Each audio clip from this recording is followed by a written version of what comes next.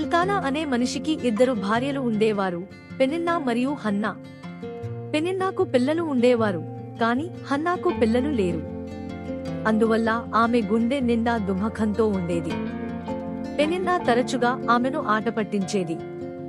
అయినా హన్నా దేవుని మీద నమ్మకం కోల్పోలేదు. ప్రతి సంవత్సరం కుటుంబమంతా సిలోహులోని దేవుని ఆలయానికి వెళ్లేవారు. అక్కడ హన్నా కన్నీళ్లతో దేవునికి ప్రార్థిస్తూ, ప్రభువా, నీవు నాకు ఒక కుమారుడు ఇస్తే నేను అతనిని నీకు అంకితం చేస్తాను అని వాగ్దానం చేసింది. దేవుడు ఆమె ప్రార్థన విని ఒక కుమారుడిని ప్రసాదించాడు. ఆమె అతనికి సామ్యూయేలు అని పేరు పెట్టింది. దాని అర్థం దేవుడు విన్నాడు. సామ్యూయేలు కొద్దిగా పెరిగిన తర్వాత హన్నా తన వాగ్దానం నెరవేర్చింది. అతనిని దేవుని ఆలయంలో ప్రధాన యాజకుడు ఏలీ దగ్గర పెంచడానికి తీసుకెళ్ళింది. అక్కడ చిన్న సామ్యూయేలు దేవునికి సేవ చేయడం ప్రారంభించాడు. ఒక రాత్రి దేవుడు సామ్యూయేలు పేరును పిలిచాడు. మొదట అతను అది ఏలీ పిలుస్తున్నాడని అనుకున్నాడు.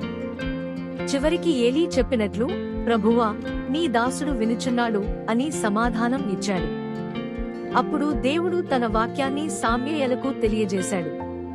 సామ్యూయేలు పెద్దయ్యాక గొప్ప ప్రవక్తగా, న్యాయాధిపతిగా మారి ఇశ్రాయేలీయులను దేవుని మార్గంలో నడిపించాడు. సౌలును రాజుగా అభిషేకించాడు. తరువాత దావీదును రాజుగా అభిషేకించాడు.